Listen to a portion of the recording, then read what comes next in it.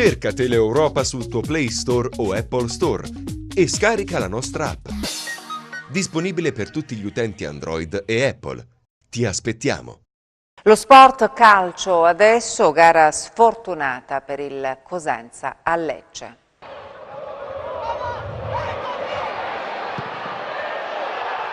È il gol di Mancosu che, come successo 7 giorni prima a Matera, decide la sfida fra Lecce e Cosenza. Nel Monday Night il centrocampista sardo al 28esimo della ripresa fa esplodere un tiro dai 25 metri che non lascia scampo a Saracco e lancia in testa alla classifica i pugliesi che allungano sulle dirette concorrenti. Eppure la squadra di Braia non meritava la sconfitta, anzi, forse parleremmo di un altro risultato se solo il gol annullato a Baclea alla mezz'ora di gioco non fosse stato giudicato irregolare dal direttore di gara. Una rete che per molti invece è sembrata da convalidare. Dicevamo una gara di spessore per i calabresi che hanno mostrato un ottimo piglio lottando su ogni pallone senza mai mostrare il fianco ai padroni di casa. Partono bene gli ospiti con Mendicino che prova a impensierire Perrucchini all'8º, dall'altra parte invece Lepore ci prova dalla distanza, il suo tiro è deviato ma Saracco non si fa sorprendere e il Cosenza è propositivo e cerca il vantaggio al 21esimo, Mendicino serve Mungo che entra in aria e prova ad incrociare il tiro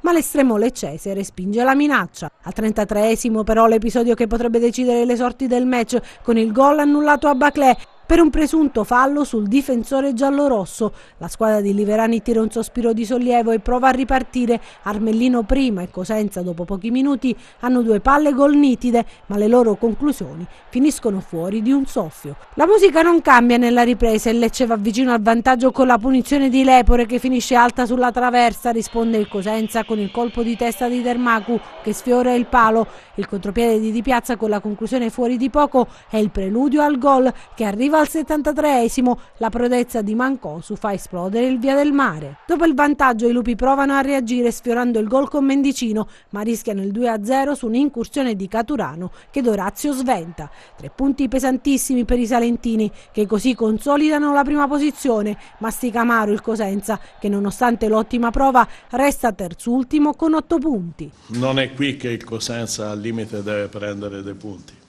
Cosenza deve fare il suo percorso, deve lavorare, migliorarsi perché c'è tante cose da migliorarsi, però mi sembra che la strada che abbiamo preso sia una strada giusta. Tutto qui. Cerca Teleeuropa sul tuo Play Store o Apple Store e scarica la nostra app. Disponibile per tutti gli utenti Android e Apple. Ti aspettiamo!